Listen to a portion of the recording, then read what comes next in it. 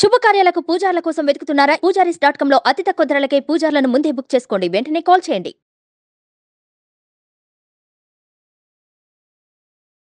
నమస్తే, welcome to Suman TV. నేను మీ యామ్ని. ప్రస్తుతం మనతో ఉన్నారు ప్రముఖ ఆధ్యాత్మికవేత్త సన్నిధానం లక్ష్మీ విశ్వనాథ్ గారు ఉన్నారు. వారితో మాట్లాడదాం. నమస్తే అమ్మ. నమస్తే అమ్మ. అమ్మ, ఇప్పుడు ఏంటంటే భార్యలు అంటే గర్భవతితో ఉన్నారనుకోండి, ఆ టైంలో అంటే భర్తలు ఏవైనా పాముని చంపినా కూడా చాలా పాపం అని అంటూ ఉంటారు. ఒకవేళ చంపితే ఎలాంటి జాగ్రత్త అనేది తీసుకోవాలండి? అంటే కొన్ని సిచ్యువేషన్స్ అట్లా అయిపోతాయి. సో అలాంటప్పుడు మనం ఎలాంటి జాగ్రత్త తీసుకోవాలి? భార్య కడుపుతో ఉన్నప్పుడు భర్త పాముని చంపితే దోషమా అంటే కొన్ని జాగ్రత్తలు తీసుకోవాలి. అంటే మీరు చెప్పినట్టుగా కావాలని ఎవరు చంపరు, కానీ పరిస్థితులు వస్తాయి. ఉదాహరణకు ఆయన మీదకు వస్తోంది కాటేయటానికి, అమ్మో నువ్వు అటుపో, నా భార్య కడుపుతో ఉంది, ఇప్పుడు నేను నిన్ను చంపానంటే నాకు, నా కుటుంబానికి, నా భార్యకి, నాకు పుట్టబోయే బిడ్డకి అందరికీ దోషం ఏర్పడుతుంది అని చెప్పే వరకు ఉంటుంది ఆ పాము. చక్కగా కాటేసి వెళ్ళిపోతుంది, దాని పని చేసుకుని వెళ్ళిపోతుంది, అంతే కదా. అంటే అటువంటి పరిస్థితుల్లో ఏం చేయాలి అంటే, మరి మీదకు వస్తున్నప్పుడు ప్రాణాన్ని రక్షించుకోవటానికి ఆపద్ధర్మంగా చేయవలసినటువంటివి కొన్ని ఉంటాయి కదా. అలా అప్పుడు చంపేశాడు. కావాలని చంపకూడదు, మొట్టమొదటిది. వెంబడబడి చంపకూడదు, రెండోది. ఇంకా మూడోది, ఇప్పుడు మనం అనుకున్నట్టుగా ఆయన మీదకు వస్తుంది, ఇప్పుడు ఆపద్ధర్మంగా అది ఆయన ప్రాణాన్ని ఆయన రక్షించుకోవటం కోసమని చంపాడు. అది దోషము కాదా అంటే ఒక రకంగా దోషం కాదు, ఎందుకంటే తన ప్రాణాన్ని తను రక్షించుకోవటం కోసమని. తన ప్రాణం అంటే తన కుటుంబం కదా, అంతే కదమ్మా. మరి అట్లా మరి దోషం అనేది ఉంటుంది కదండి. అంటే నిప్పు నేను తెలిసి ముట్టుకున్నా తెలియక ముట్టుకున్నా కాలుతుంది, అవునా? తెలిసి ముట్టుకున్నాను అనుకోండి, గట్టిగా పట్టుకుంటా, బాగా బొబ్బలు ఎక్కిపోతుంది, దానివల్ల చాలా ఎక్కువ పరిణామం ఉంటుంది. అదే గబుక్కుని ఏదో ఎర్రగా ఉందిరా అని ఇట్లా పట్టుకున్నాను అనుకోండి, అమ్మో నిప్పు అని ఇలా పడేస్తా అని కొద్దిగా అంటుకుంటుంది. అట్లాగే దీని తీక్షణత అనేది కొంచెం తక్కువ ఉంటుంది. ఎక్కువ ఉంటుందా తక్కువ ఉంటుందా అంటే కావాలని చేసేదానికైతే వేరు, దీనికైతే కొంచెం తక్కువే ఉంటుంది. కానీ ఏం చేయాలి అంటే, సర్పదోషం నాగదోషం అనేటటువంటివి వంశాభివృద్ధికి చాలా ఇది చేస్తాయి అని చెప్తారు. అంటే కొద్దిగా కీడు చేస్తాయి అనే చెప్తారు. చెప్పాలి అంటే ఆ మాట, ఆ కీడు అన్న మాట నేను అనాలంటే భయపడుతున్నాను, ఎందుకంటే అమ్మో కీడైపోతుందా అని భయపడతారని. మరి దాని నుంచి బయటపడాలి కదా మరి మనం అని అంటే, బయటపడాలి. నువ్వు ఇక్కడ చీకటిగా ఉందమ్మా, చీకటిగా ఉంది, ఈ చీకటిలో నుంచి బయటపడాలంటే ఏం చేయాలి? టార్చ్ లైట్ వేసుకునేవాళ్ళు ఇప్పుడు ఏం చేస్తారు, సెల్ ఫోన్లో లైట్ వేస్తున్నారు, సెల్ ఫోన్లో టార్చ్ ఆన్ చేస్తున్నారు, అవునా? అంటే అక్కడ ఒక రకమైన వెలుగు వస్తుంది. ఇప్పుడు ఈ దోషం అనేటటువంటిది పోవాలి అంటే దానికి చేయవలసినటువంటి విధి విధాయకం ఏదన్నా ఉందా అంటే, మొట్టమొదటిగా అతను ఎవరైతే గనక చంపాడో అతను కట్టుకున్నటువంటి బట్టల మీదే తల మీద నుంచి స్నానం చేసేయాలి, అది మొట్టమొదటిది. ఆ తర్వాత ఏదైనా సరే సుబ్రహ్మణ్యేశ్వర స్వామి, కుమారస్వామి ఆలయాలకి వెళ్ళాలి, వెళ్ళి అక్కడ పూజ చేయించుకోండి. ఇంకా నాకు శక్తి ఉందా, శక్తి లేనప్పుడు ఆ పని చేయండి. శక్తి ఉండి ఊరికే పూజ చేయించుకు రాకూడదు. ఏదైనా సరే జంట నాగుల్ని ప్రతిష్ఠించి రావాలి, నాగప్రతిష్ఠ అనేది చేసి రావాలి. శక్తి లేదా, శక్తి లేనప్పుడు మామూలుగా పూజ చేయించుకొని రావచ్చు. శక్తి ఉండి అంటే శక్తికి మించి చేయకూడదు, శక్తి వంచన లేకుండా చేయకూడదు అంటారు. శక్తికి మించి అంటే అతనికి పూజ చేయించుకునేటటువంటి శక్తే ఉంది, అటువంటప్పుడు నాగప్రతిష్ఠ చేయాలంటే చాలా కలాపంతో కూడుకున్నటువంటిది, వ్యయంతో కూడుకున్నటువంటిది, అటువంటప్పుడు కష్టము.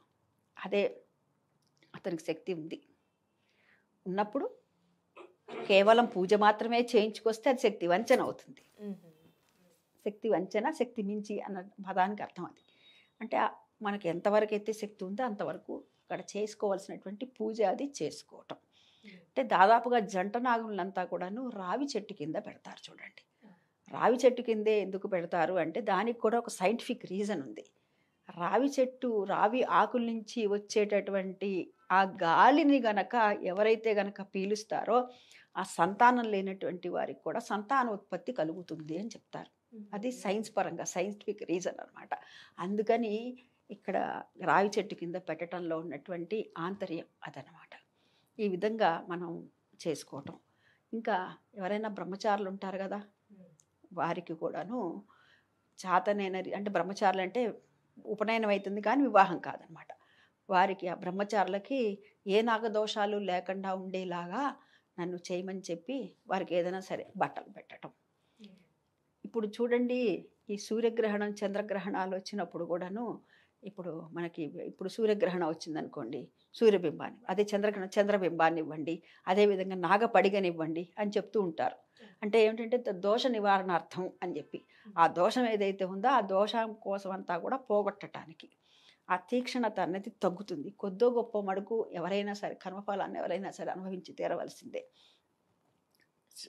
సర్పానికి ఉదయం పూట ఈ పొలాల్లో పనిచేసే వాళ్ళ మీద కూడా ఒక్కొక్కసారి చిన్న ఇది పడుతుంది అంటుంటారు. అంటే ఈ సర్పాలట ఉదయం పూట సూర్యనారాయణ మూర్తికి నమస్కరిస్తూ ఉంటాయిట. నమస్కరిస్తూ ఉన్న సమయంలో పక్క నుంచి మన నీడ కూడా వాటి మీద పడకూడదుట. వాటి మీద పడితే అది కూడా దోషం అని చెప్తూ ఉంటారు. అందుకనే చాలా దూరంగానే వెళుతూ ఉండండి సర్పాలకి అన్నమాట. కాటు వేయటం అన్నది ఒకటైతే, రెండోది ఈ కారణం అన్నమాట. అందుకని చెప్పి మన పెద్దవాళ్ళు సర్పానికి దూరంగా వెళ్తూ ఉండండి రా, దూరంగా వెళ్తూ ఉండండి అన్న మాటకి ఉద్దేశం కూడా అయితే. ఈ సర్పదోషం అనేటటువంటిది భార్య కడుపుతో ఉన్నప్పుడనే కాదమ్మా, ఇంకా కొంచెం ఎక్కువ ఉంటుంది.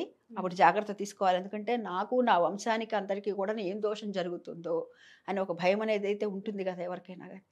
అందుకని ఇలా చేయండి. ఇంకా మామూలుగా కూడా కొంతమంది ఇళ్లలోకి వస్తూ ఉంటుంది వింటూ ఉంటాం. ఇప్పుడు అయితే ఎక్కువగా అపార్ట్మెంట్ కల్చర్ వచ్చింది. అన్ని అంతస్తులు ఎక్కలేవులేండి, 30 అంతస్తులు 40 అంతస్తులు ఎక్కడం అయితే కష్టమే.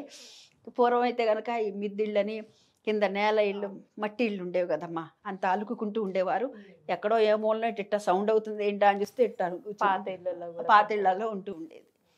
అందుకనే లోపలికి రాకుండా ఉండటం కోసమనే నాగుల చవితి రోజున పుట్టలో పాలు పోసెచ్చి పాము తొక్కిన పగవాడు అనుకోవాక తోక తొక్కితే తోబుట్టు అనుకో, నీ మాటలన్నీ చెప్పే కారణం అదే అన్నమాట. అంటే నీవాడనుకో నాయనా, నన్ను క్షమించు. ఒకవేళ గనక నేను ఏదైనా అపచారం చేస్తే గనక నా మీద ఎటువంటి నాగదోషాలు సర్పదోషాలు నా మీద కానీ నా కుటుంబం మీద కానీ పడకుండా ఉండేట్లుగా చెయ్యి అని చెప్పి వెళ్ళి పుట్టలో పాలు పోసి వచ్చేటటువంటి ఆంతర్యం అదే.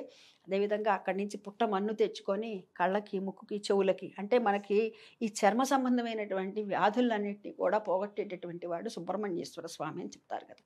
అందుకని చెప్పి ఈ విధంగా చేస్తూ ఉంటారు.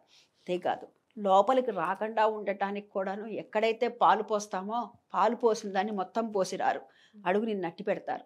ఈ నట్టి పెట్టి ఇంటికి తెస్తారు, తెచ్చి గుమ్మాల్లో పోస్తారు. అంటే ఏదైతే ఇది ఉందో, ఈ ధార ఉందో, ఈ ధార దాటి నువ్వు లోపలికి రావాక అని చెప్పటం కోసం అనమాట. ఇక్కడే మాకు రక్షగా ఉండి ఇక్కడి నుంచే మమ్మల్ని దీవించు అని సంకేతంగా ఇట్లా పోస్తూ ఉంటారు. అది మనకి ఎన్ని గుమ్మాలు ఉంటే అన్ని, ముఖ్యంగా ప్రధాన ద్వారం మెయిన్ డోర్ ఏదైతే ఉందో అక్కడ పోస్తారు. పూర్వం అయితే మండువాయిళ్ళు అన్నీ చాలా 4 ఉంటూ ఉండేవి. కానీ ఇప్పుడు ఒకటే కదా, సింగిల్ డోర్, అంతే, సింగిల్ డోర్. ఇంకొకటి ఎక్కడో అపార్ట్మెంట్ కల్చర్ వచ్చిన తర్వాత ఏముందమ్మా, ఇంకోటి ఏదో బాల్కనీలో ఉంటుంది, అంతే కదా. అందుకని ఈ సర్పదోషాలు కానీ నాగదోషాలు కానీ ఇవన్నీ లేకుండా ఉండటం కోసమనే మనకి ఈ నాగుల చవితి అని కానీ, సుబ్రహ్మణ్య షష్ఠి అని కానీ, స్కంద షష్ఠి అని చెప్తూ ఉంటారు కదా. ఈ విధంగా చేయటం వల్ల నాగదోషం అనేటటువంటిది పోతుందమ్మా. కాబట్టి కావాలని చేయరు, చెప్పా కదా, ఎవరు కూడా కావాలని చేయరు. ఒకవేళ కనుక చేయవలసిన పరిస్థితి వస్తే కనుక ఎక్కడైనా సరే శుభ్రంగా ఈ జాగ్రత్తలు తీసుకొని సుబ్రహ్మణ్యేశ్వర ఆలయానికి వెళ్ళి పూజలు చేయించుకురండి. భయపడవలసిందే ఏమీ లేదు, ఎటువంటి కీడు ఏమీ జరగదు. చాలా చక్కగా తెలియజేశారమ్మా, ధన్యవాదాలు.